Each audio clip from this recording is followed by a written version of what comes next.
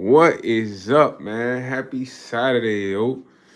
Unfortunately, look, man, I did want to do freestyle chat battle with YsEats yesterday, but I actually had a stream go longer than I expected on Twitch. It was a good stream, and unfortunately, I couldn't end the stream. So, all those of you who are interested in checking me out on Twitch, my Twitch name is YS the artist. That's spelled YSDAARTIST. Once again, that is YSD as in dog, A as in apple, ARTIST.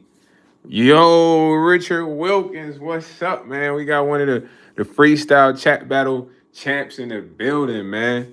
Like I said, I apologize last night. I got caught up on Twitch. Had a good gaming stream and I couldn't end the stream because I was playing with some other people. But we can definitely do the freestyle chat battle today. The only reason it hasn't been so frequent is because a lot of people been requesting this, but the numbers people ain't been really pulling up for real. You feel what I mean? And I don't want to have a freestyle chat battle with only 3 people. You feel me? We gotta have at least 12 in there or something. Yeah, you know 15. You know what I'm saying? And we can get it kind of bussing, lit. You feel me? But if you don't know what the freestyle chat battle is, man, it's just where you come in here. It's really about the chat for real. Yeah, especially, yeah. Cause if it's 3 people, then it's like it's not lit. It's not no. It's the voting's off. A lot of things are off. So I would love to host them, and I feel like the more we get up there in the numbers, the bigger the lives will be, and they could come back. I could come back to doing the chat battles. You know what I'm saying? Because sometimes it's undetermined what the live gonna be like for real. But as you get up there, then it's kind of like solidified to have more numbers. So that's really what it is, man. But if you want to catch me on Twitch, I think the link is in my bio, man. I'm gaming on Twitch. I play Call of Duty. Oh, that's lit, man. That's a steal, bruh. You gonna get a used motor and put that in there? I used to flip cars. That's a good price. Yeah, I mean Chevy S10. You feel me? How much the motor gonna be? I remember I had paid for I had got a double R and I had paid for the motor. The motor was like 2,100, bro. And I had this one dude that I knew, man. He was so thirsty for this like it was like a Need for Speed Honda Civic I picked up, bro. It was clean, it was green, it had rims. It was like green and white, like something you see in Need for Speed. He like, bro, I'll put the engine in for you, bro. I'll put the engine in for you. Man, he put the engine in a double R. That junk did not work really, bro.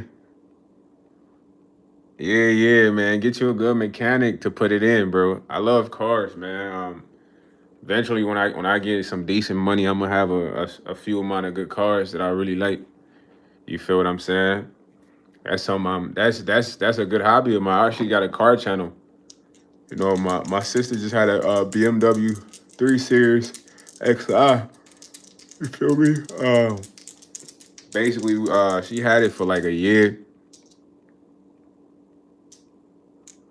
Yeah, go to like the official those officials used motor. I remember I had went to this one place. It was called like Vikings or something. You know what I mean? It's like that's all they do is they have like refurbished motors. You know what I mean? It was a good motor. It was like only 120,000 on it, pulled out of another double R. But the dude that I had put it in there, he messed up the whole whip. Literally, he messed up the entire car. Like he basically got a free car off of me. But back then, I shouldn't have trusted him. I should have went to the shop, man. I tweaked, but I was trying to eliminate the price. Sometimes you try to cut a shortcut. That what happened. I was trying to eliminate the price of going to the shop or having them charge me to put that engine in, but it was probably worth more. You know what I mean? And I don't know, man. It was kind of like I should have just waited, man. I was impatient, so I was thirsty, but it wasn't for me. It was for somebody else. It was kind of like a gift. You feel me? But get that money and go to the shop unless you know how to do it yourself, Richard Wilkins. 'Cause that's a good investment right there. That Chevy S10. That's like the Matchbox looking whip, right? With the it's a cutoff, like a cutoff. You said the old mill vans, the ones built to do rain, sleet, and snow, were built. Oh, okay. The ones I be seeing dropping mail off still. They look like the ice cream truck, but United Post Office. Yeah. Without the side, you know how I be having like the ice cream truck at the side slider? They just come out the back instead of the sides. Yeah, the mail vans be looking decent. You know what I'm saying? What car did I really want to get when I was in the cars? I remember, I don't know, bro. It's so many cars that I had got. It's crazy to remember. The coolest car I ever got was a Mercedes 300 diesel turbo, and it literally sounded like a jet. It was like when you, and it had like a horn coming out the hood, like you know how the train that had a horn with the smoke coming out. It had one of those coming out the hood, and it was baby blue. Dude, this car was so fast. You know what I mean? This car was fast, bro. Like the Mercedes 300 diesel turbo, bro. That joint was fast, bro.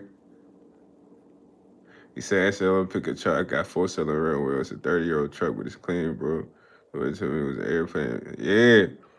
You know what I'm saying? Like the guy, all the best cars that I ever received from online were from older people, or like handymans. You know what I'm saying? Cause they literally took care of their car for a long time. They took care of their car for a minute, man. And most of the cars that I really bought from anybody that was an older person was always in good shape. The mileage, it was upkept. You feel me? It was clean. That was one of the main things I looked forward to, like when I was researching vehicles, because I kind of told you guys I used to buy and sell cars on Marketplace. This was like I literally lived off of this for like 3 years, bro. No cap. I used to sell like 5 to 6 cars a day. It was like one of the best times. Like I was like, man, this is crazy. Cause this might have been post COVID, bro. But this what I'm saying right now, even during COVID, it was better numbers. I remember during COVID, man, me and my friend, we used to literally get on Marketplace and just, bro. I remember he got an Audi one time. I had got a Benz, he got a BMW. But these prices were so low because people needed money during COVID. We was even talking about buying boats. We like, man, look at this boat right here. The question is, me and this man, we ain't got a dock. Where we gonna put the boat? You know what I mean? Yeah. You know what I mean? You keep it till you flip it, you know what I'm saying? Cause somebody who's really into Chevy S10s is gonna come and pay you big bucks for it once you patch it up. So it was something that I like literally, I'm telling you, I survived off selling whips for like 3 years, bro. And it was so good to where I'm talking about, like I used to have like 30 messages when I post a car, like so many people want to come get it. I remember one time I went to make a sale. This dude like, man, no one's gonna come get this car. Literally, I had a person really coming on the way after he said he was trying to lowball me. I'm like, nah, I can't do it. I'm sorry. He's like, no one's gonna buy it for that price. I'm like, I literally got somebody coming right now. So as he was about to leave, the person pulled up and was about to watch. He was watching me talk to the person. The person bought the car, but it's like, yeah, the market's tough right now though. That I'm saying that was back then, man. Right now the market's tough right now. People are trying to like max out. They're trying to max out on everything, meaning that stuff's gonna be expensive. You know what I mean? And then a lot of the cars that are expensive, they're not that clean. So it's kind of like hit or miss. But it's still worth it though, man. If you're a good researcher, you can find something. It's just most of the time the good cars are not in the inner cities, bro. They're like on the outskirts. You know what I'm saying? They're always gonna be on the outskirts because in the outskirts, you got to think about it. A lot of people they have kids going to college. Some of these kids just went to college and they're starting to get rid of things and they just want to generate some extra money right now. So they're probably selling collector cars that they no longer drive, cars that's been just sitting in the driveway. I mean, in the garage. You know what I mean? It's in decent shape, but they don't use it every day. So a lot of people right now are just getting rid of stuff, man. You know what I'm saying? You lucked up though.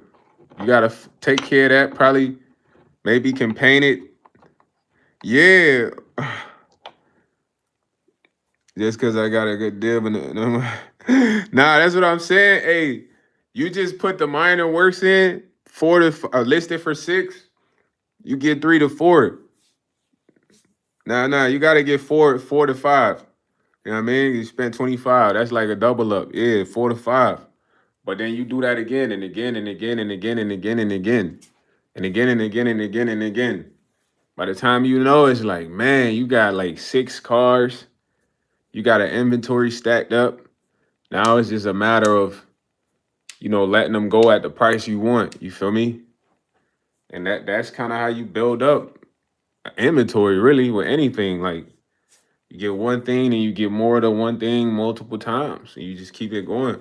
I love selling stuff, bro. That's like one of my top skills is selling stuff.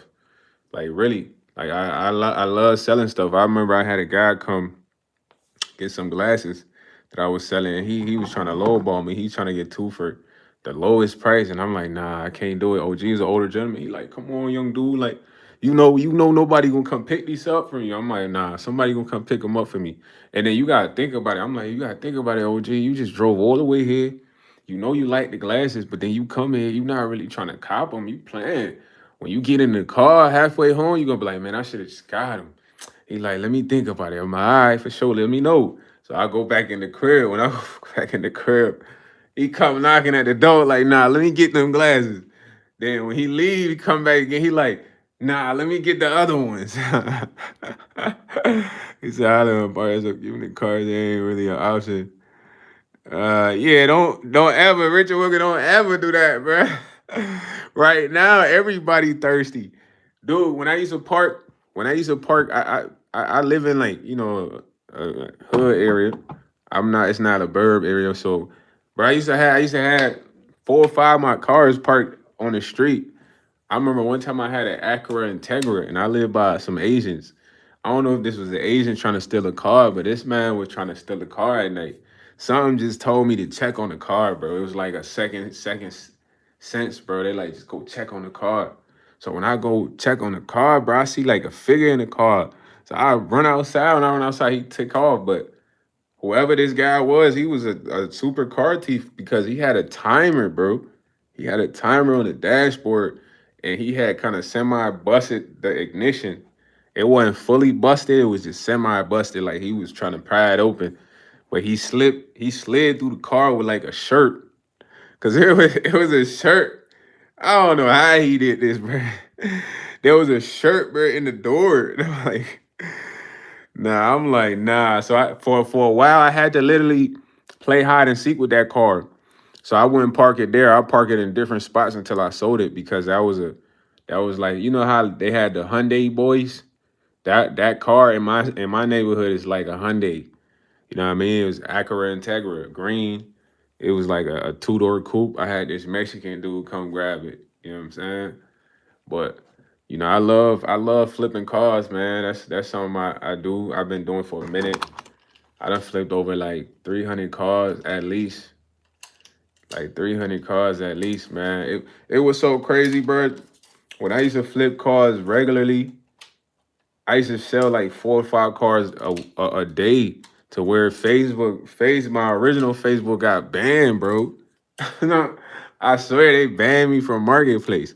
Cause the mistake I made is listing them sale. You can't list them sale because they think that's like not realistic. And they had the bill hash limit seal lock spark plugs. Yeah, bro, I'm telling you, they be doing all types of stuff. And I said this guy had to be a professional, bro, because my man's had a timer, bro, on the dashboard as he was trying to steal this Acura Integra, but then it looked like he got in the car using a shirt because the shirt was in the doorway. You know what I mean? And when I came out, he just took all running. But I'm like, dang, like I can't even park the car here. if I get a bunch of cars, bro, I would like to have like a decent crib where I have like a garage or like a fence. Then I can have 3, 4 cars parked on the driveway. Cause at some point in time, bro, I had like 4 cars parked outside. That was mine. People in the neighborhood looking at me weird. Like, hey, and like, cause one day I'm driving this car, the next day I'm driving this car. At some point I had 3 Benzes outside. Literally, the one was mint condition. The other one had a little bit of rust on it, but it wasn't bad. Like it was just on the fenders, like by the tires. You know what I mean? And the other one was just pristine. So I'm literally switching out the Benzes. You feel me? All part outside, but I gotta be looking outside every now and then. You feel me? Like just because of the place I stayed, but I flipped all the Benzes. You know what I'm saying? Like I don't have a lot of like decent car parked out here that I gotta literally watch because of where I stay. Gotta literally watch the window, man. Be looking out the window at night. Cause I know the prime time. Let me tell you one thing about thieves. The prime time for thieves to steal your stuff at night is between 2:30 and like 3:40, 4 a.m. You know what I'm saying? That's really when they expect people to sleep, to be asleep, bro. In my neighborhood, I swear on everything. I've been up at like 3:30 a.m. Y'all see I be up late from the lives. I was up at 3 a.m. one time. I see some kids like they look like teens, literally going and checking car doors, just trying to see if they could get in there. It was like 3 of them, all black, and I'm like, damn, these boys thirsty. They were literally going around checking all the cars, get it to see if they can get in there. That's like the prime time for burglary activities, man. Like from my perspective, because that's when people are expected to be deeply asleep. Like 2:30 to like 4 a.m. So I'll be up till 3:30. You got only 30 minutes, you know what I mean? He said STL the hood died at 2 p.m. Anything later than that, you're creeping. Right. He said if you move around funny after 2 p.m., something going on. Nah. In my neighborhood, it's too many like people that could be up to something. So you can't cut them no slack until until 3:30 a.m., man. You gotta watch everybody, you feel me? No cap. Yeah, I know what you meant, 2 a.m. Yeah, I know what you meant, 2 a.m. Yeah, because that's the prime time. Richard Wilkin, that's the prime time. 2 a.m. to 3:30, 3:45. Because don't nobody want to be robbing stuff around 4 a.m. It starts getting late, you know what I mean? So that's the prime time right there. They're gonna try to hit you around 2 to 3:45 a.m., bro. That's when they trying to get your car, break in your house, all that. You know what I mean? And just from experiencing that, it's like I know, like, cause I done seen these people outside. The best part where I stay is like I'm in a high up. I'm high up, so it's like I could look down and see the street. But it's like you won't see me, bro. I'll be in a duck off like this, just looking, like watching, you know what I mean? Because it's like that's how the window's set up, and I'm looking at 3, 4 people doing this, checking the car door, trying to get in there and all that. You know what I'm saying?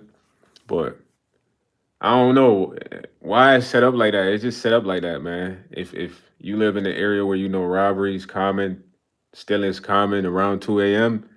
to 3:45 is when you gotta expect that to happen. Anybody coming in there at 10 a.m. 10 p.m. they wilding. They got no care in the world. You 10 p.m., 9 p.m., 8 p.m. That person is a problem. They're a major threat. You feel me? I'm not gonna lie. He said, on the real, scariest thing right now is block party. Stuff pops off, two dudes beefing. Yeah.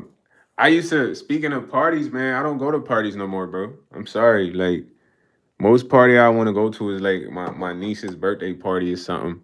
And the reason I say that is because I used to go clubbing a lot. Like after the let out, I done seen, shots go off. We had to run.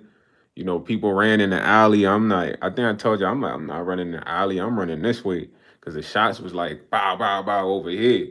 But even going to parties, bro, that's one of the main things that things happen at block parties. First off, when you guys are going out, you got to take a few things into consideration, bro. You got to take safety into consideration. 'Cause that's number one. I don't care how much thrills you about to have, bro. You feel me? You gotta take safety into consideration.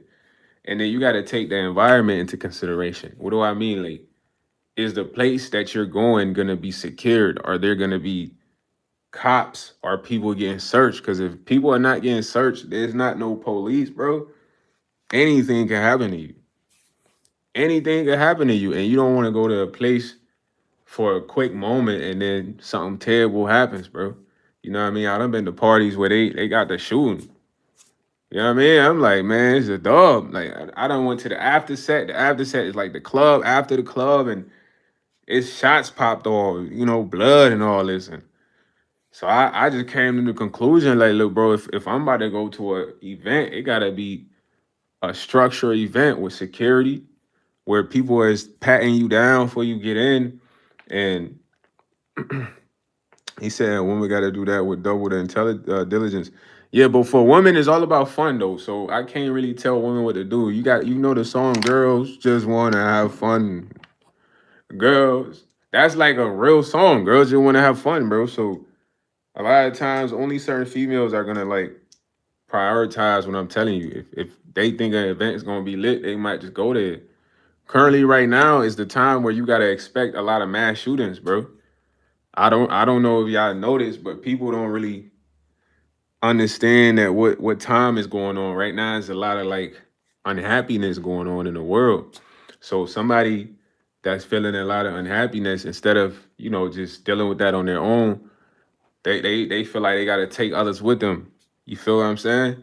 So one thing you should watch out for is a lot of mass events, and it's gonna pop off. It could pop off there because that's like the statement to be made from those people. Like, you know what I mean? Like, oh, I go to a mass event and he said, I'm a big teacher, man, to respect him. So, yeah, I understand, but it's only certain people that's on that frequency, Mr. Wilkins. There's only certain people.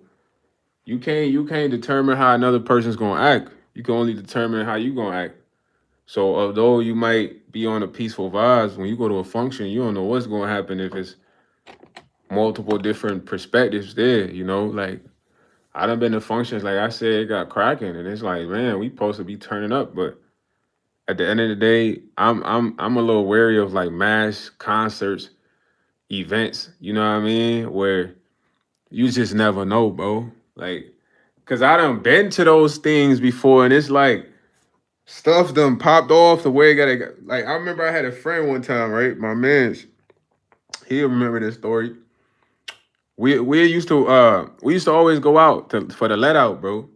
And when we'll go to the let out, we'll basically chill till when the club is over. So I remember it was a time he didn't really like going out. He'd be kind of like in his mind, he'd be like, nah, bro. I always feel like something bad gonna happen. So one day I forced him to go out. We go out. So while we was out there, we was chilling. He like, bro, let's just leave. Let's just leave. I'm like, why? He's like, let's just leave. So I'm like, bet. Soon as we left, bro, we heard pow, pow, pow, pow. Like right by where we was standing. He like, bro, I told you. I told you. And it was a part where another night this dude was thirsty go to the bar, man. So we go to the bar. My homie, he like, nah, I don't want to go in the bar. So dude like, just come in the bar with me. Just come in the bar. And I'm like, nah. And then dude go in the bar. He not even in the bar. He come out. We drop him off. My homie like, bro, don't even be chilling with this man. He just want to force you to go in the bar. He wasn't even trying to get on no girls.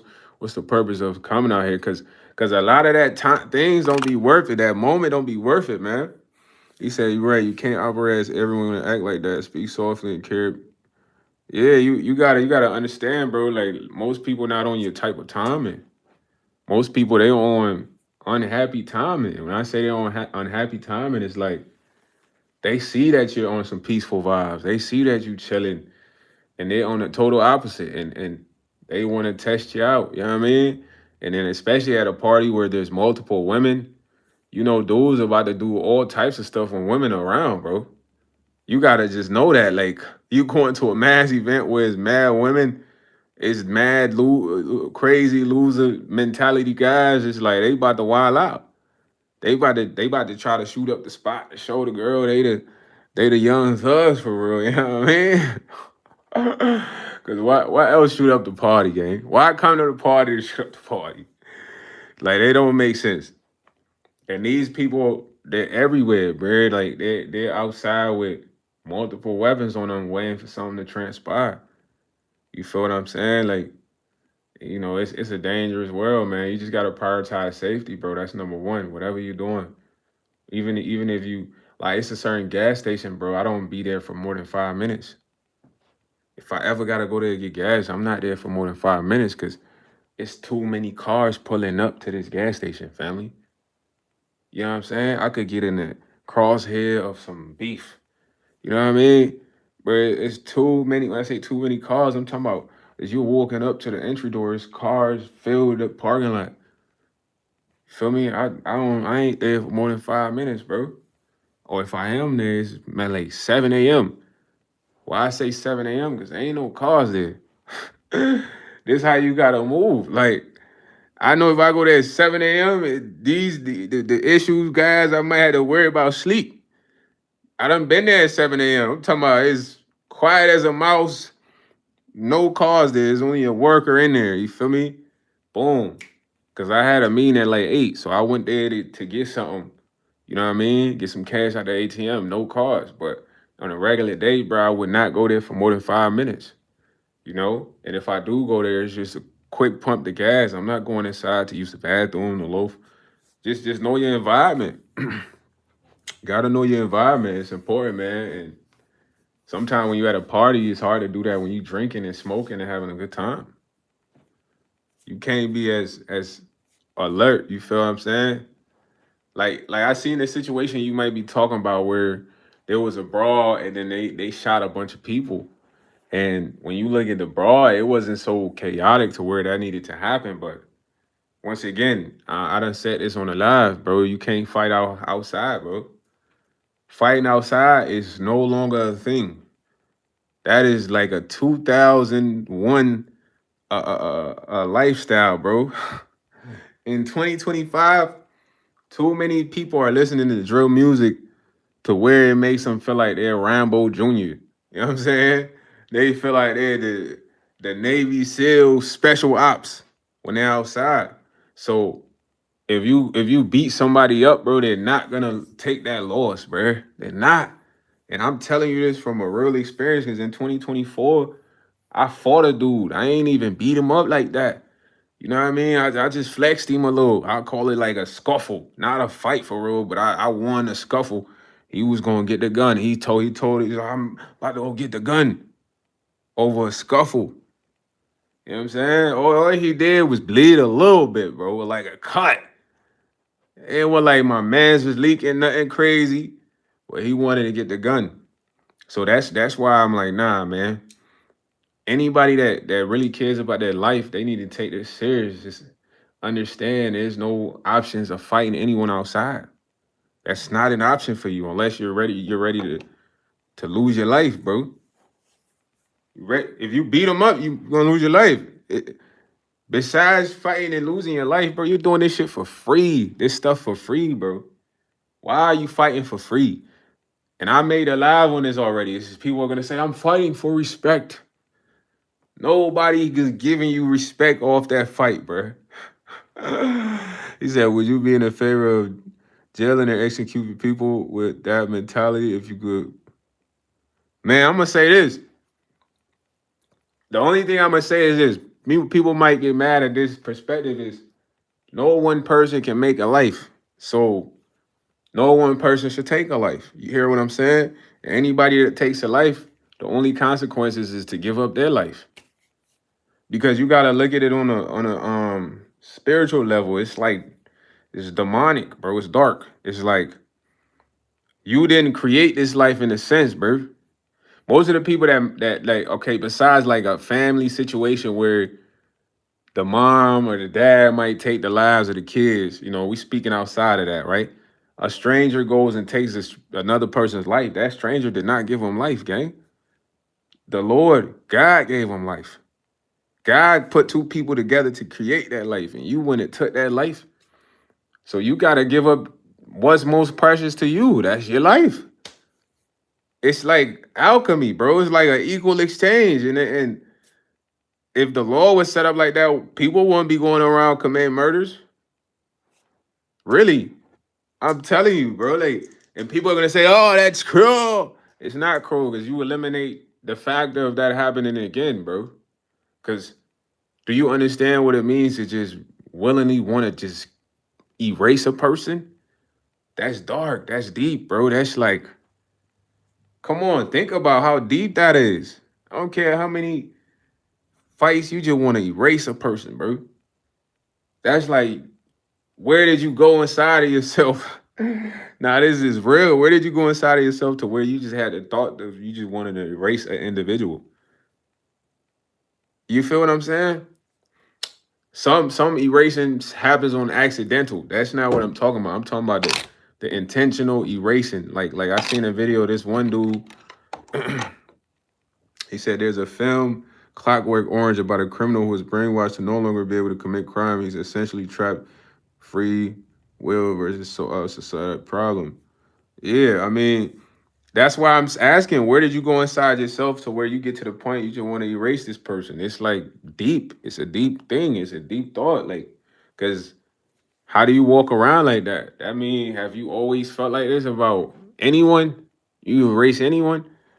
You know what I'm saying? Like, anybody that's out there, man, don't fight outside. Because right now, fighting outside, you putting yourself up to lose your life. Because whoever you beat up, they might not just take that loss. You might have hurt their pride. You might have hurt their ego. Now they embarrassed. You know, most people do things just off of like the strength of feeling embarrassed. You know what I mean? Being cowards. So, bro, just fight them in the ring, bro. That's one of the that's one of the best things you could do. Like, and I know, trust me, I know this. It might not go like this sometimes, but let's say you go out there, right? Check this out. You go out there, and a dude like, man, Mr. Wilkins, man, what's up with you, man? See me, bro. What's good? See me. You just tell that guy, like, I'm sorry, man. I don't fight publicly. You're gonna sound like a nerd for real. And be like, what? You a hoe? Da da da da da. You know what I mean? That's how it's gonna go. You're like, yeah, well, I'd rather fight professionally in the ring. We could do about 3 match, maybe $500 to $1,000. Because now it's worth something. Now, the reason why I'm saying you could fight this guy in the ring, gang, you could literally beat the snot out of this guy in the ring without any charges, no battery assault. You know what I mean? There's a chance you might lose. He might be a brawler. You never know, but it's a better setup. You can even record this as content, your first official boxing match, sparring a random stranger. You know what I mean? But at the end of the day, it's like it's not gonna be the same effect beating him up in the street. For some reason, it's not, bro. I'm telling you. You know what I mean? And I've seen it. I've seen people that really hated each other really get in the ring, fight, and then after they were like, man, I kind of respect this guy. In the street, you beat a guy. You're not saying I respect this guy. He embarrassed. He ready to go smoke something. You know what I mean? Think about that.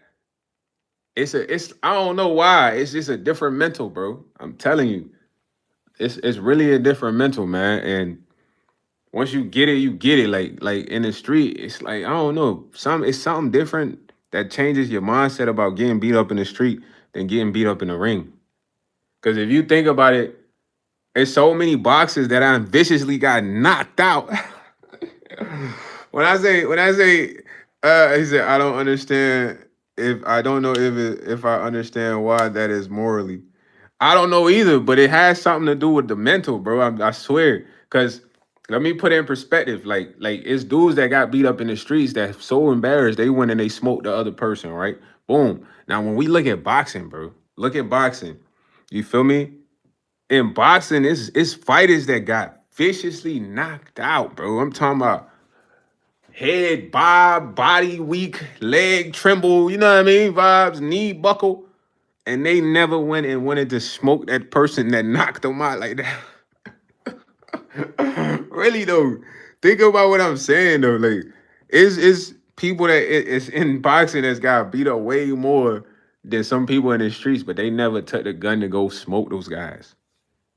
You feel what I mean? So it's really a mental thing, bro. It's not even about the fighting At that point, it's not about the fighting. It's all about their mind. Cause I'm telling you, like, if that was the case, bro, all the boxers that don't really got really embarrassed, knocked out in front of their family, beat up, they would have got the gun. Like GTA or something, YouTube, and they would have got active, bro. Yeah, Cole, what's up? Yeah, Cole. I'm saying in my line though, like Mike, you know how many people Mike Tyson really beat up in the ring? Like, there's no one like me. I'm from there, Claw. I eat your heart. You know what I'm saying? Like, or Mayweather, yeah. You know how many people Mayweather that knocked out, bro? And Mayweather's a trash talker too, so why didn't none of them guys go get the Thule and like, man, I'm gonna off Mayweather? Because it's boxing. It's like it's not the same mental as fighting in the street, bro. That's why even if somebody challenges you out there, like, Yeko, what's up, Yeko? I heard you say something about me. Step up, what's up? Put him up, put him up. Yeko, you gotta be like, yo, bro, I don't fight publicly in the street, bro. Now you gonna sound to them, you gonna sound like a cake, like a bee, like you soft, but really you sound cool as ever. You sound like one of them dudes in a movie where you chilling, eating food with your family, and the challenge is like, I want Yakko, I want Yakko, and you're like, hey man, you gotta talk to my peoples to set up the match. You know what I mean? That's how you sound. Cause that other person's not gonna get what you're saying. Like, and you say, look, I don't fight publicly, man. I fight professionally. That means you gotta see me in the ring. And we gotta put some cheese up. 9 times out of 10, that person don't want to put no cheese up. Second, that individual is not even a fighter. Because when you get in the ring, these dudes fight different. Dude, I done seen dudes that look so tough, look so hood, so mean. When they get in the ring, they got it washed. Nah, you act like Yeko, man. We ain't acting like no Duke Dennis, man. We acting like ourselves. There's a lot of people that be eating his online, bro. Shout out to bro, he do his thing, but nobody acts like him. Yeko, you acting like Yeko. You know what I mean? I'm acting like YS, Richard acting like Richard, you feel me? But yeah, Mayweather is undefeated, but you said puffed up by some rally. Nah, Mayweather is just really making money right now. At some point, Mayweather, the time that Mayweather was really fighting good boxers, when he was fighting Oscar De La Hoya's, guys like that, that's when he was really boxing. After that, when he fought Conor McGregor, that was all a money move. He's about to fight Mike Tyson, some money move. Like, these guys are just getting money at this point. These exhibition matches are money. You know what I mean? Mike Tyson last exhibition match, he went out there with his cheeks out. I don't know if he had to do that for the match, but he was bugging, man. It's like, yo, what's up with Mike? Somebody check on Mike, man. Now it's all about the money move, bro. Like, Mayweather versus Mike Tyson, that ain't no real fight, man. That's a money play, gang. Like, Mayweather fought Jake Paul, that was a money play. Nah, he fought Logan Paul. He fought Logan Paul. He could have knocked him out for real if he wanted. Logan Paul probably told Mayweather, hey Mayweather, don't knock me out too much, man. Please. Just take it easy. Bro, Mayweather had hands, bro. He has one of the coldest defense. It's called the shoulder roll.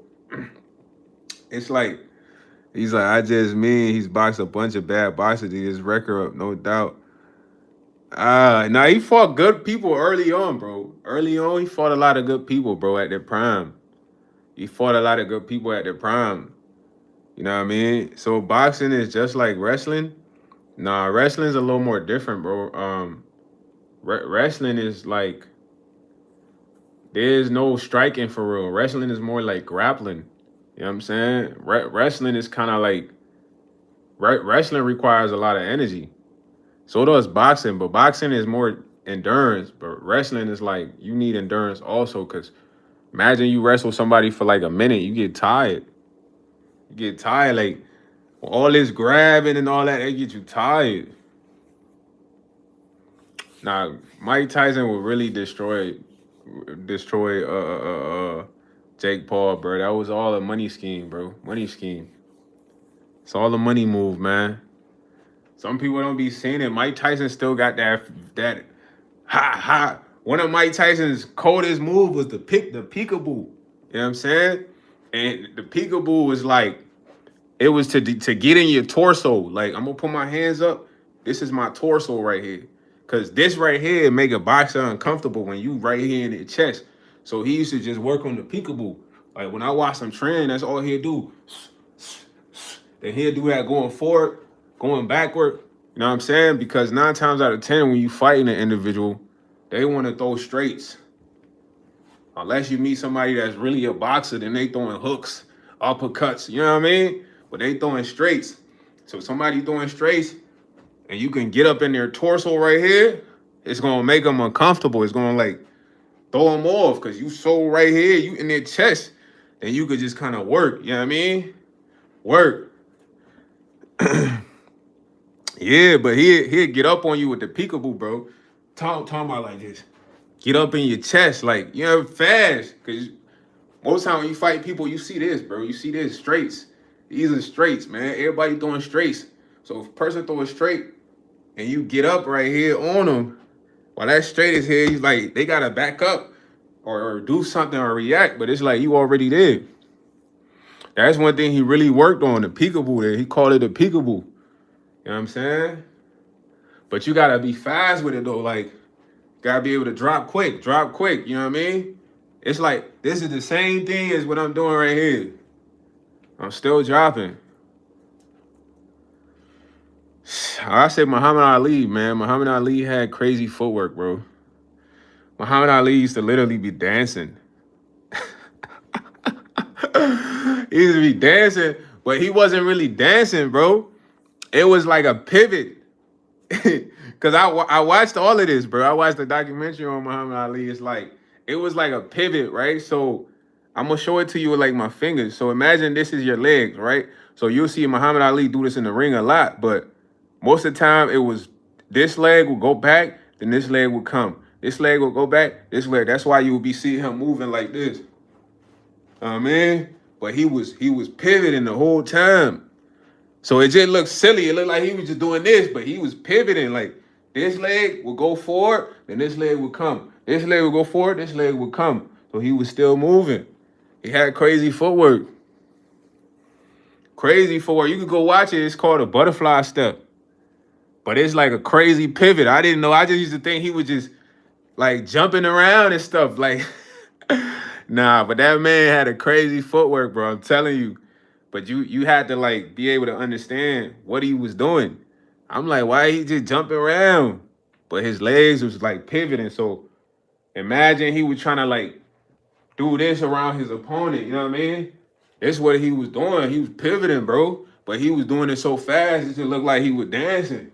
You know what I'm saying? It looked like if I do that, it look like I'm dancing. But I'm really pivoting. Just in circles, though. Boxing is a lot of footwork, bro. I seen some dude who fought Ball Crawford.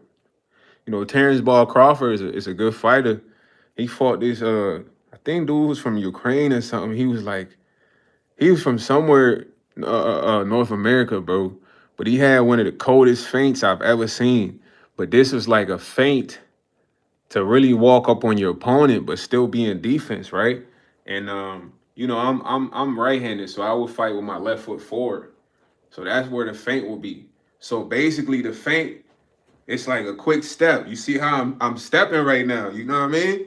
So I'm stepping forward, but I'm still in motion. So it's easy. I can step forward, come back. You know what I mean? So even if you throw a punch, I can still step back, come forward. Step back and come forward. But he did this the whole entire match. The announcers was like, I wonder how long he's going to be able to feint like that. Bro, this man had the feint master. You know what I'm saying? Now, Campbell Slice was a bruiser, man. Campbell Slice was one of them dudes. He was throwing haymakers every punch. Campbell was like a real gorilla, bruh. Like, when you think about a human... And I'm not making fun of Campbell. I'm talking about his strength.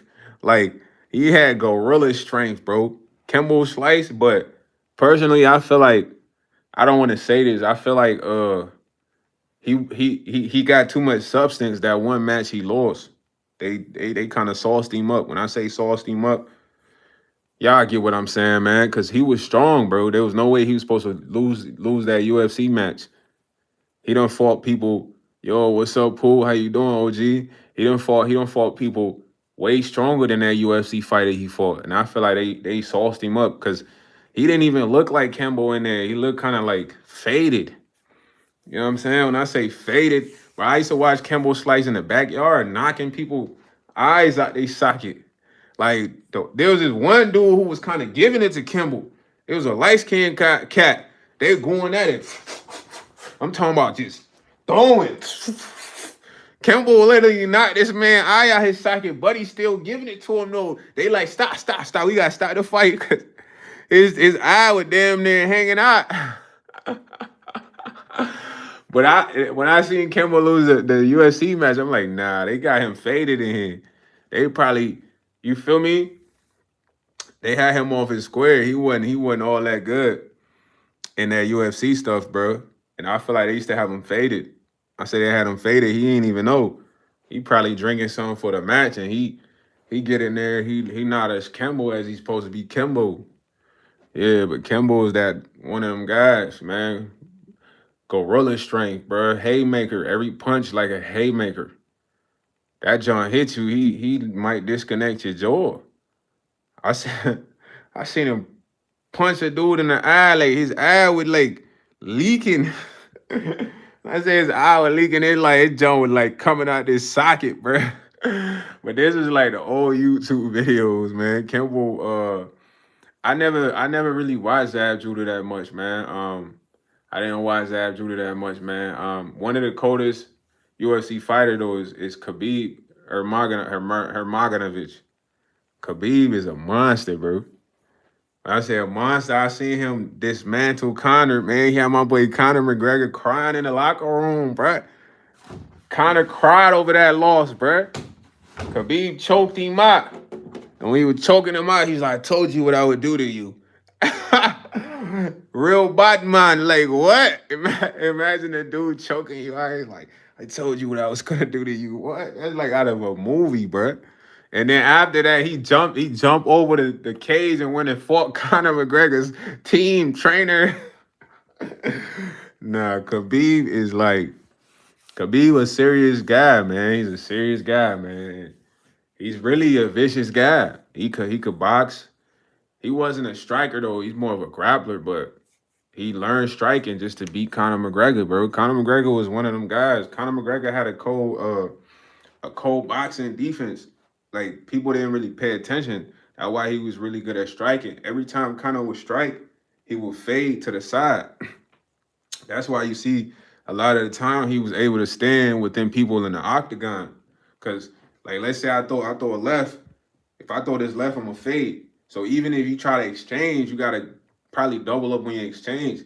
So he'll fade, boom. You throw it right, he'll fade, and he will always punch like that, bro. He never would stand and just his head movement was crucial. So every punch he faded to the opposite side. That's why his exchange, you'll see him tagging dudes. You know what I'm saying? He'd be tagging them. Yeah, it's like, but certain things is like certain mechanics of people. If you observe them, you could learn. Cause a lot of people they fight a certain way, bro. Kind of had like good boxing technique for real. It just wasn't enough for Khabib. Khabib was a real like a strategic, everything down to the T fighter. Like that man would study everything you did down to the T. You know what I'm saying? True analyzation, like know your opponent, but boxing is a good thing, man. It's not common now, bro. You feel me? I don't mean like in the boxing world. I mean like in life. Nobody's just gonna box and be like, hey, good fight, man. Dude gonna pull out that Drake. He's pulling out that Beretta. Like, you done embarrassed him. You know what I'm saying? Or he might come serve you later, man. Don't fight out there, man. Fight professionally. You know what I'm saying? Put some money up, man. At the end of the day, it's not about proving anything to anyone outside. No one cares. Like, imagine you fighting in the ring, you beating somebody up, and you a nice boxer. The gym might be like, look, man, we might want to throw you in a couple competitions. We love your talent. We could train you. You fighting outside, the only thing that's gonna happen is someone might get hurt. There might be a battery charge, assault charge. You know what I'm saying? And then the video is gonna go viral. It's gonna be on one of them Instagrams, Twitter pages. If it's a brutal beating. Cause when y'all think about all them brutal beatings y'all be watching, y'all be watching online, cause I be seeing them too. All you see is the camera dude like, world star, no way, this is lit, bro. Whoa. And then whole time somebody could literally be getting their head pounded in, leaking, slammed on the car, like, and still this person recording. You think this person can stop that brutal beating? Nah, people like to see people get beat to a pulp, bro. You know what I mean? It's called entertaining. Yeah, cameraman be gassing it whole time. Cameraman to see a person head get slammed with the chair. They say, "Oh, they wilding." All the time that person might have a brain tumor from their head just getting cracked in.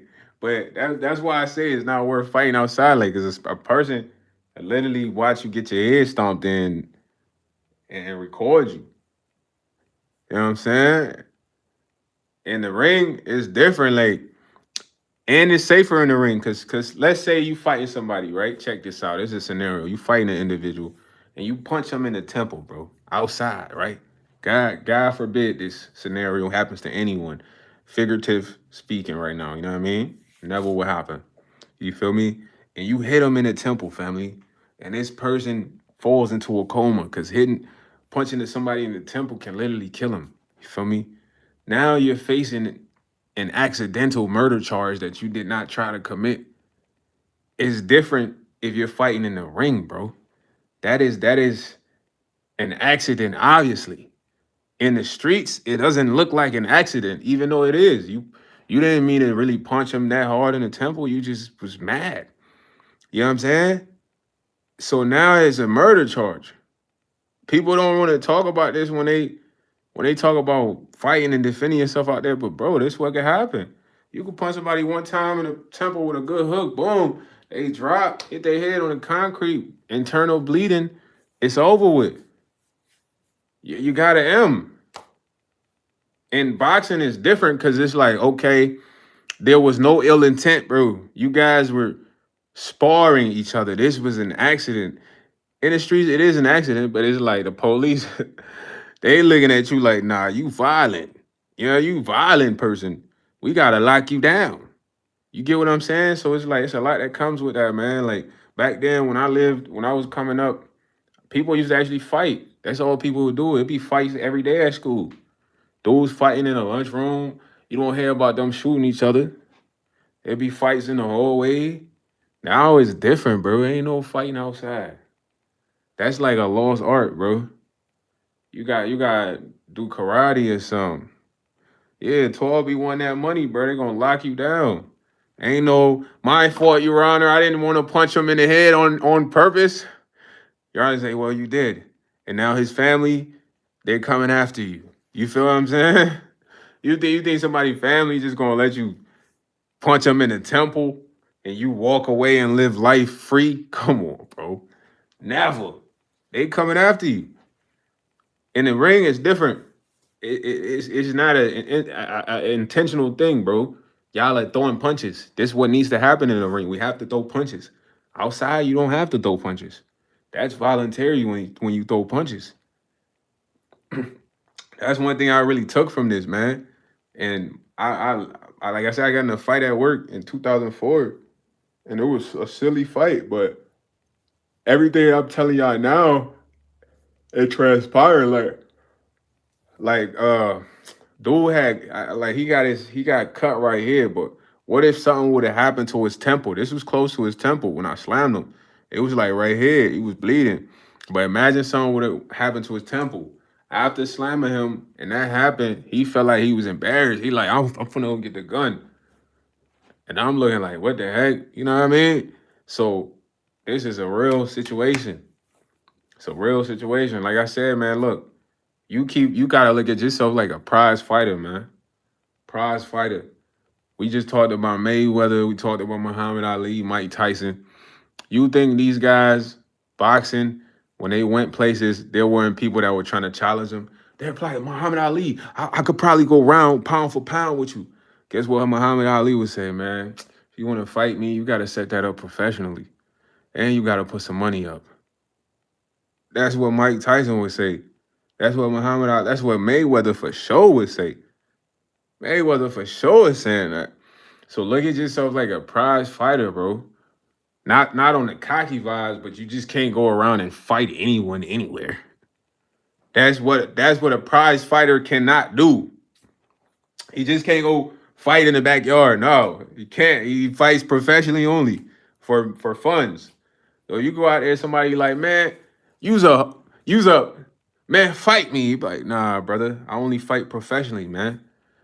And everybody around might look at you like you are. But at the end of the day, let's say you go fight this man for $1,000, you knock him out in the first round because he smokes and drinks lean all day and he's not physically in shape. You just want a quick 1,000.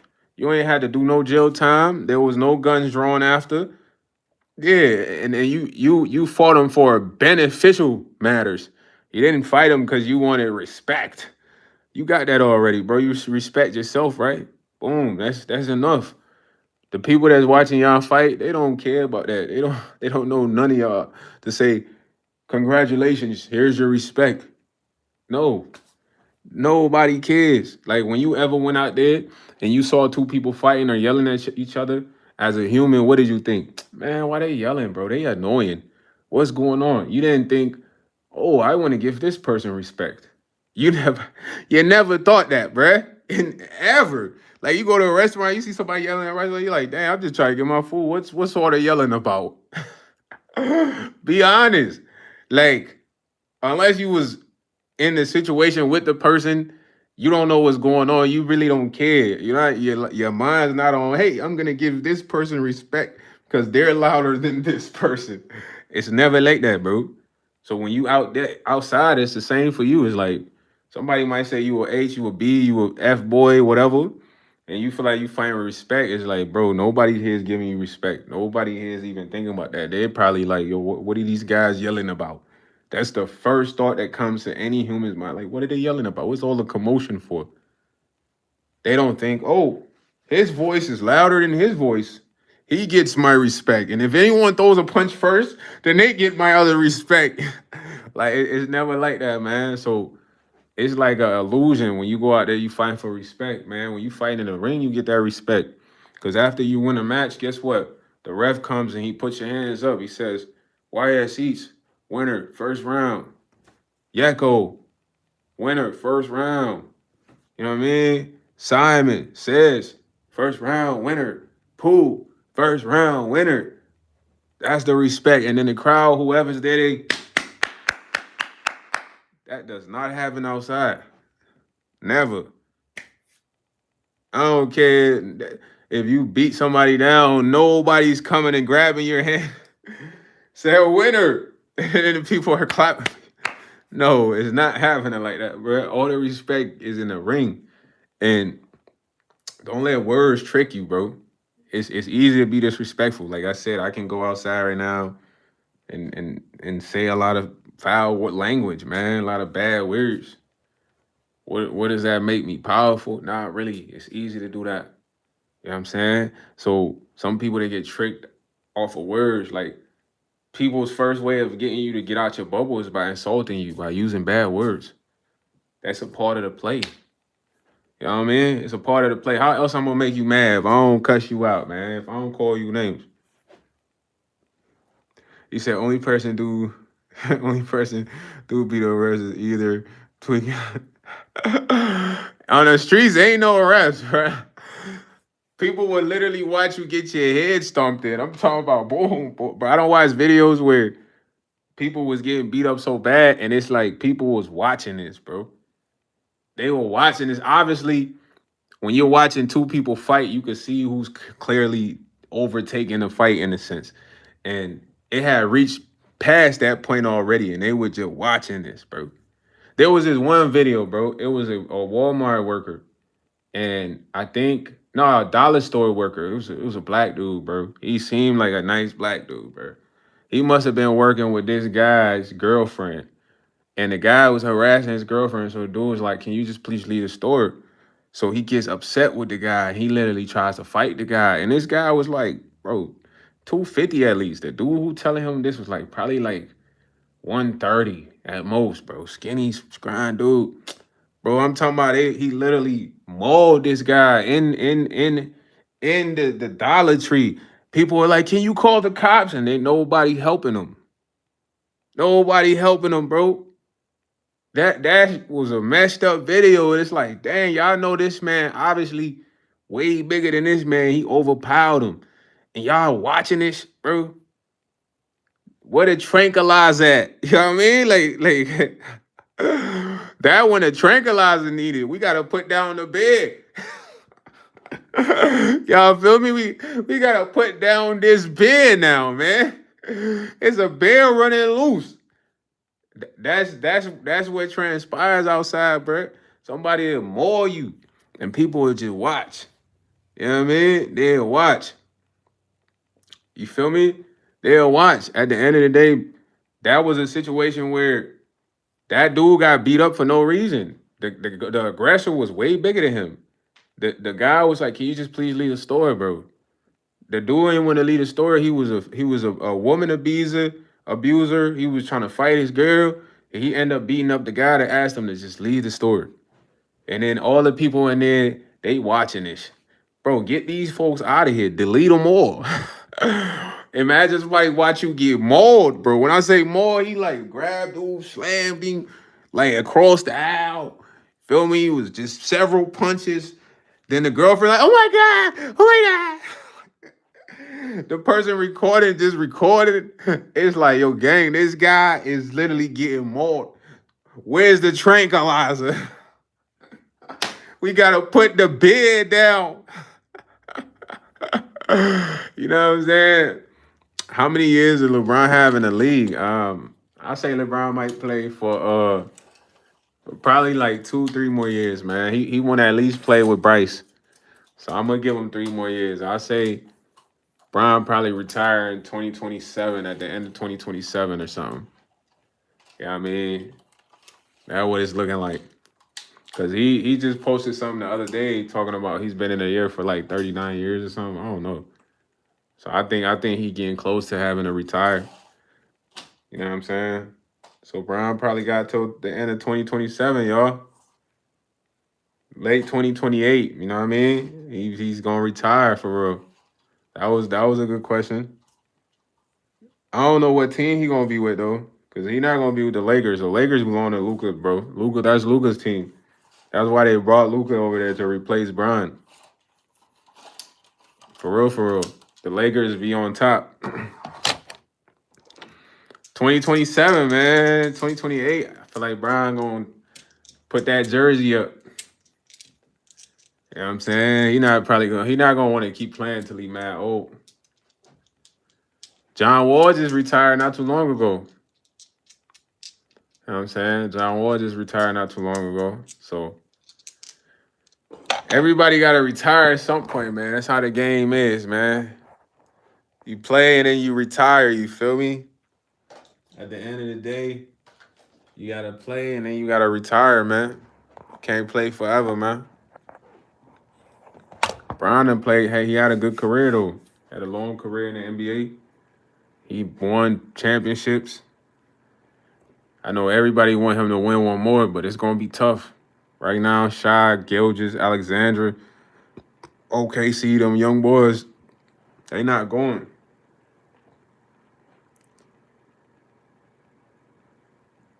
Yeah, but I can't really say much on that, Simon says, man.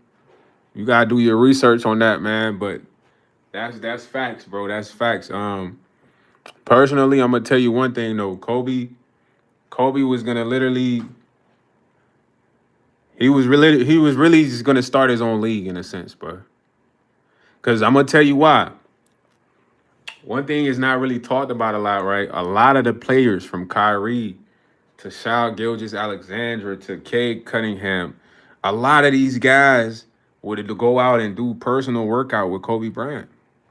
So when you start looking at a lot of these guys, my guy, they're signed, they have deals with like Nike and stuff like that.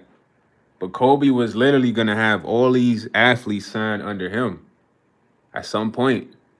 Cause I'm telling you, Jason Tatum, all these guys, bro, that's top stars now was working out with Kobe Bryant behind the scenes, really working these guys out. Kyrie spent a lot of time with Kobe, and they were all just gonna sign with him. So it's deeper than that though. But you got to do your research, man, because I don't want them blowing up my apartment. You know what I mean? Simon says, but you do your research on that, man. There's a lot that goes into that, man. Like personally, even then, when you look at all the NBA shoes, you know what the prototype is? Kobe's. Kobe's are the prototype for every NBA shoe going forward today. Like from the KDs to the to bronze. They try to make bronze a little different though, but bro, I'm gonna take you way back, right? Kobe first shoes was kind of huff. It was the moon boots with Adidas. This was when he was with Adidas. He first came out. You know what I mean? Then after that, he had got I bought the other ones for my brothers. They some gold pairs. I don't know if y'all know what I'm talking about, but they fire. You know what I'm saying? Then after that, when he came out with the Hirachis, that's when he really was taking over the game. He came out with the Hirachis. Then he came out with the Hyper Dunks, the McFlies. After that, bro, that was like literally the prototype for every shoe going forward. It just they started to go mid, low top instead of the Hyper Dunks. You know, the McFlies, they had like the ankle support. The Hirachis had like the ankle support too. But my man had the game on lock like Jordan. Then you started to see the KDs, the Ja Morants. Like these are all prototypes based off the foundation of the McFlies, the Hyper Dunks.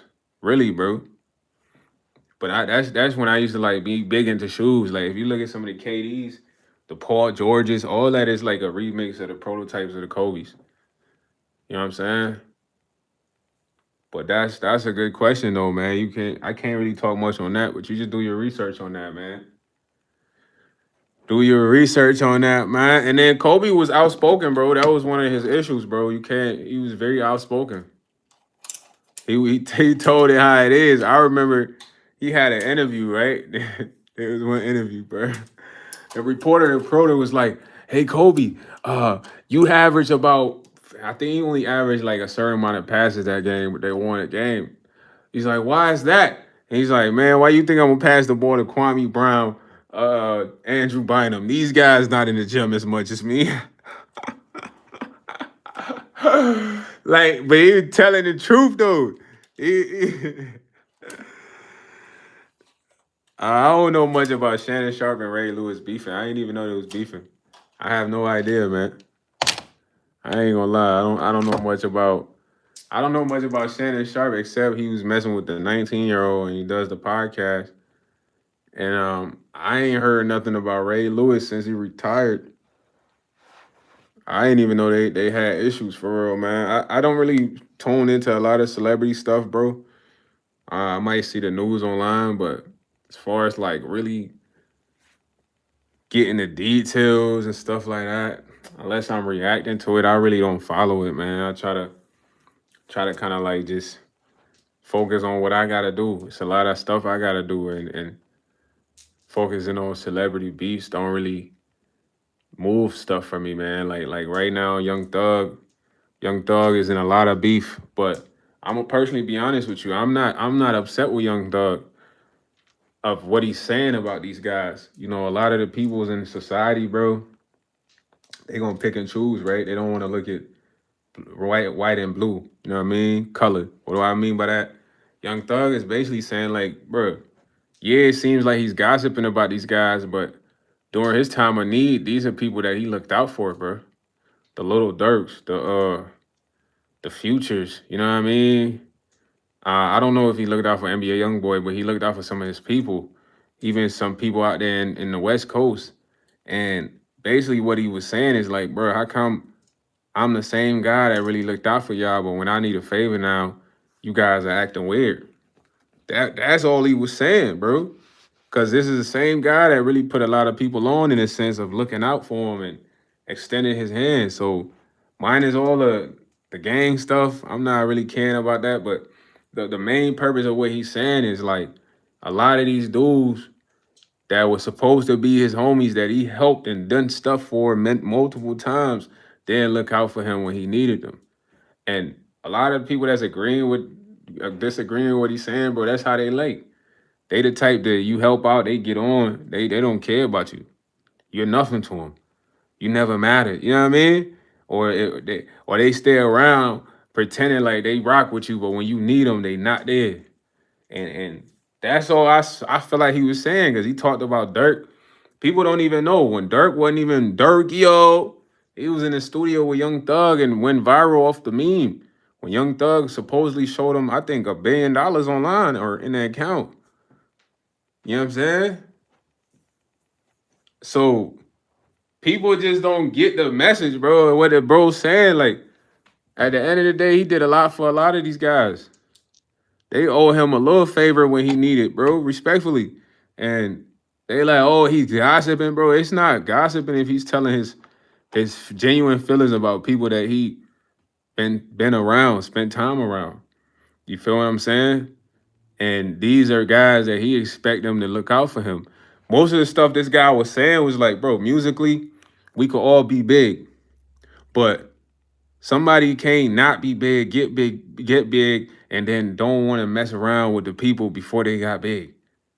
That's all he was saying.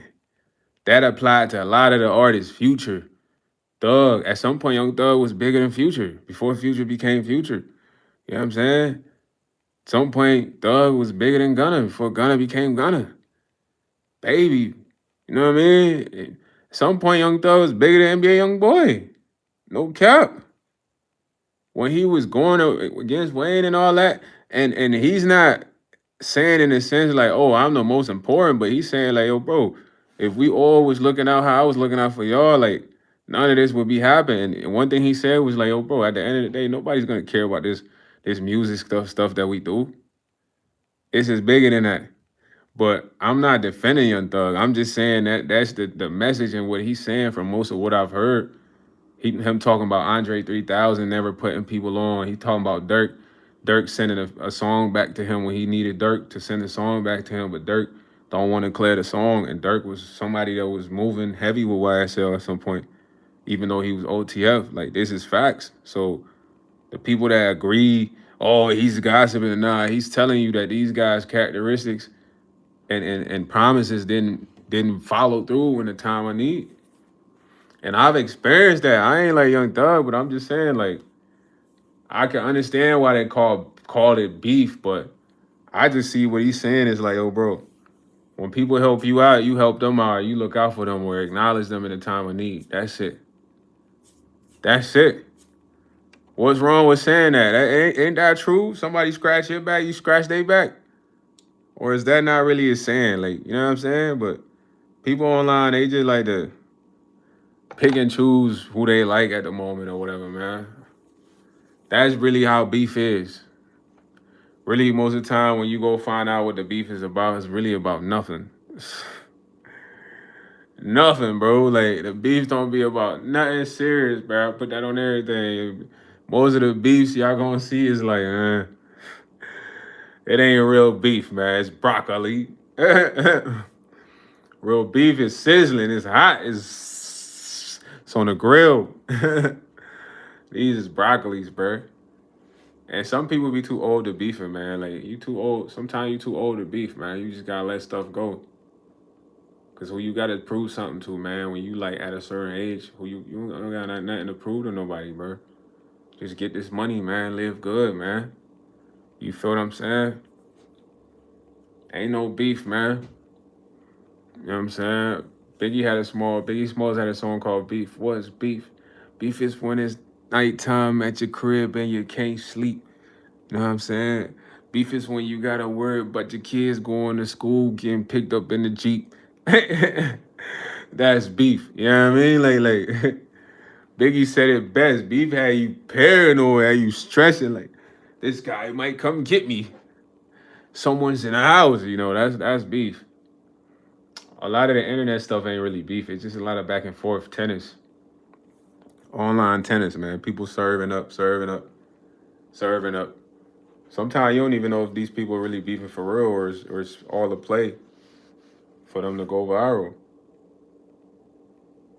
Sometimes it might be to go viral for real. People beefing to go viral. You never know. Beef to go viral. Beef to go viral. Trying to go up in the numbers. Yeah, increase spirals. You know what I'm saying? Because I ain't gonna lie, creativity and sauce and dried up. Back then they had the pyro. Now the only way they could get on here and get clout, you know what I'm saying?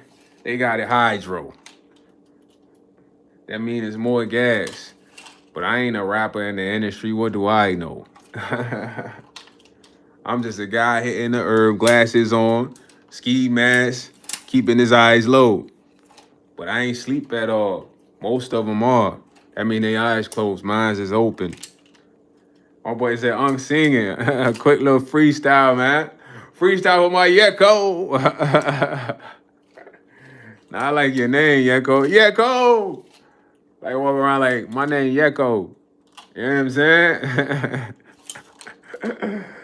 But nah, man, this is a good live, man. You know I could pop the live by whatever, bro. I'll be one to live. I can't wait to get the stream set up to where I can game for y'all on the live. That's just gonna be lit. Y'all can hear me say, no way, that's a kill. Stop playing with me, COD. Pack 'em up, head tap, head tap. That's what I be saying on the game. Sometimes that junk. Since I became legendary, bro, man, I've been playing some of the toughest comps, bro. Before I became legendary, when I was like Grandmaster, it's coming soon, Yeko. It's coming soon. When I was playing Grandmaster, I don't know what it is before Grandmaster or whatever, Master. Bro, I'm talking about I'm getting MVPs all the time. I'm wilding. I'm hunter killer drone. Sentry gun on duty. You know what I mean? I'm going dumb. Bro, I get the legendary what? The matches are like stupid hard, bro. I'm talking about tough players. You feel me? My boy said Jason Kidd or white chocolate. Man, I would say I like white chocolate, even though white chocolate is not as successful on a NBA clout level as Jason Kidd. I feel like white chocolate had more skills. That boy had the handles, boy. I'm talking about stupid handles, jelly lay, all that before it was really paid attention to. He was saucy, bro. Jason Williams, he was very saucy. I ain't gonna lie. He could really score on will if he wanted, you know what I'm saying? But he was a good facilitator. You know, Jason Kidd was just an overall good guard, but skill wise, Jason Williams was better than him. Skill wise, he wasn't in a position like Jason Kidd. You feel what I mean? Yeah, white chocolate. That was the basketball player Jason Williams. That's his name, white chocolate, because he just played like AI. He was like the white Allen Iverson in the sense of handles. He had work. He'd hit you with the double cross, had you stuck over here. He's going to the basket. Or he'd come down, hit you with the in and out between the legs, but still had a ball in his right. He had some moves, man. Or he hit you with the wraparound on a fast break. He had some moves, I'm not gonna lie. He definitely had some moves. But Jason Kidd had a better career than Jason Williams. But Jason Williams is better than Jason Kidd, bro. Skill wise. Career wise, Jason Kidd's better. You feel me?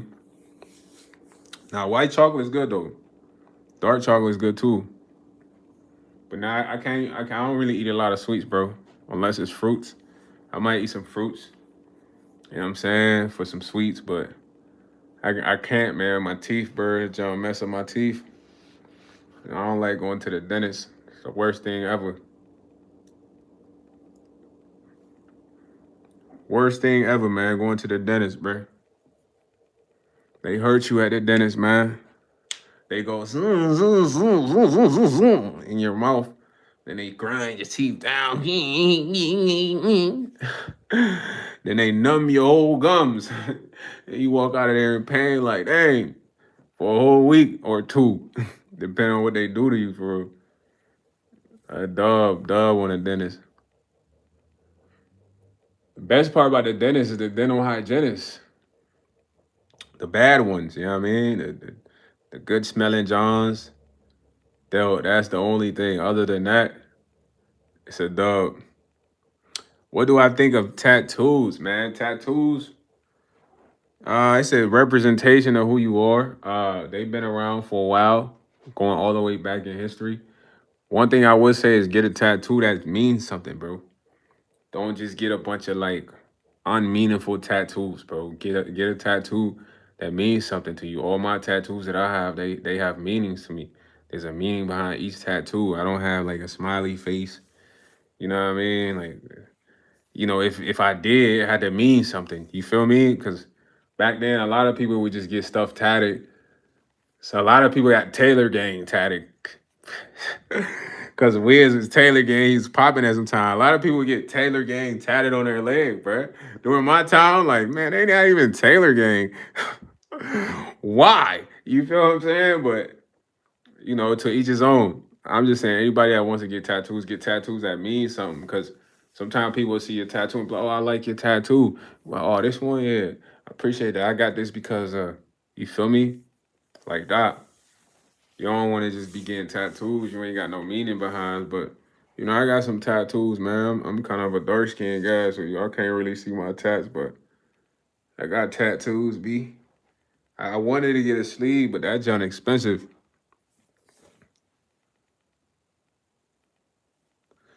Yeah, if it's not a big tattoo, it shouldn't be no more than 200. Kiori, we ain't seen Kiori in years. Kiori been on vacation, man. She said she don't come on live no more. She's on vacation, you heard? What's up, Kiori? What's the word, man? This is one of my most popular live chatters. She's in the chat today, guys. Somebody was asking for you. They said it was like we ain't seen Kiori in a while. I'm like, yeah, she might be on vacate. How you been though? You been good? He said, I finally found Kiori. You see, Yeko been looking for you too, huh? Besides Yeko, it was somebody else asking about you too. I think it might have been Mr. Richard Wilkins or who was it? I don't remember specifically. Oh no. You alright? Hopefully you good, man. That's not good news, man. Kiori had to go to the hospital. You good? Hopefully you straight, Kiori. Hopefully it nothing serious, man. You good, you good. You ain't gotta apologize to us, man. Just, you kind of popular here, so your friends was asking about you. You know what I'm saying? You got mad friends. You got more friends in here than me for real. You know what I mean? Curry got all the friends in here. Curry, you got when you get your channel, I'm telling you, about everybody gonna come sub up for real. I'm gonna tell everybody sub up to Curry's channel, man. Get up there, get up there. But I'm glad you're doing good though, man. It's good to see you. Good to hear from you. You feel me? Just did a quick live. Everybody said they want me to bring back Freestyle Chat Friday, but they be MIA. So it's like we can't have a chat battle with 3 people. That's a dub. So I'm not going to discontinue it, bro. I will bring it back when I feel like the live numbers are decent, and it's going to take time, and it's going to be way better then. Once I do bring it back, it's going to be way more lit, way more people. And it's going to be a better vibe. I feel like personally. What do y'all think? What y'all think, man? What y'all think? Y'all think I'm making a good choice? It's probably better with more people.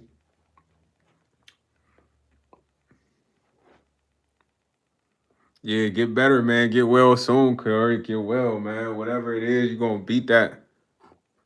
Danny Butler said, whatever you think. All right, bet. Yeah, Danny Butler, we rocking like that. I didn't even know you was in here for real. You know what I'm saying? When we get the chat busting, then nah, I have, bro. They just be ducking, bro. They be ducking. All right, Danny Butler. My fault. You in here, Miss Butler. Nah, man. They be ducking, bro. Of course, I would love for us to set up. This the thing, Yeko. This the thing, bro. Look, I can get on live and I can just crank a live and chat with y'all, bro. Talk about whatever. But specifically, when I do this, the freestyle chat battle is for the chat game. It's not for me to really be talking. You know what I'm saying? Of course, I want to do the bars and YsEats. You know that's my job, but it's not for me to chat. You know what I mean? It's for the chat for real. No pun intended. So it's kind of like if I set it up and the people don't pull up, it's kind of like then I gotta just crank the live to whatever. You feel me? So personally, I don't want to be setting up appointments that's not valid all the way. If you feel what I'm saying, like people not for real gonna pull up. I don't want to be doing that. I ain't like that. So I'ma chill until I know okay, the numbers is consistently now I could do that. You feel me? But right now the numbers ain't been like that. You feel me? The numbers been slim. So it's not gonna be as fun. I already know. You know what I mean? It's way more fun when it's been good. It's been good, Curry. It's way more fun when you got people in the chat like, man, where his bars at? We ain't seen his bars. He went MIA. You know, like it's more lit. It's more lit with the controversy in the chat, man. Without the controversy in the chat, it's like, it's kind of dry, man. It's a little dry. You feel me? So I'ma always do that though. Yeah, the hospital is boring and they don't be having good food, bruh. You know what I'm saying? They don't be having good food in that jump, man. I remember I used to try to get the burgers, but I had to stop getting the burgers because it wasn't that good. Only thing they had was like that was good was like some potato wedges. You know, I used to work there, so I used to eat some of the food. But okay, you out of there, man. Just take care of yourself, get better, take it easy. Yeah. Why is ease? Oh, hold on, chat. That's my job, Yeko. That's all I want to do. I don't want to be small talking, y'all. I just want to read the bars.